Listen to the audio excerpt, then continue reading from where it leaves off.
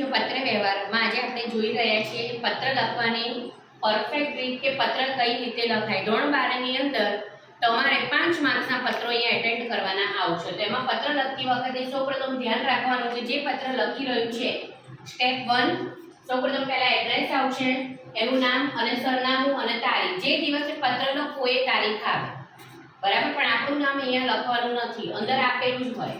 બીજી મહત્વની વાત કે આ જે લાઈન દોરી છે લાઈનમાં તમારું પ્રોપર અહીંયા સરનામું અને નામ લખેલું હોવું જોઈએ। આ સ્ટેપ 1। ચલો સ્ટેપ 2 સામેવાળાને જે પત્ર લખીએ છીએ ત્યારે બેંકને લખતા હોય તો શું આવે? સ્ટેટ બેંક ઓફ ઇન્ડિયા, ઉપર મેનેજર શ્રી, અને LIC ને લખતા હોય તો LIC અધિકારી, જેને પત્ર તમે લખો છો એનો અહીંયા એડ્રેસ આવશે। સેમ અહીંયા પણ એક લાઈનમાં લખવાનું છે સ્ટેપ 2। ત્યારબાદ સ્ટેપ 3 ઉપર સંબોધન, તો કાય માટે સંબોધન એક જ રાખવું, સાહેબ શ્રી, તો એ આવશે। ત્યારબાદ તમારો મુખ્ય વિષય, તમે પત્ર લખી રહ્યા છો તો શેના ઉપર? તો ધારો કે આજનો પત્ર છે ડીમેટ ખાતું ખોલાવવા અંગે, તો પત્ર લખતી વખતે લાઈનની નીચે જ તમારે લાઈન આવી જોઈએ, પણ તમારે ખાસ ધ્યાન રાખવાનું રહેશે।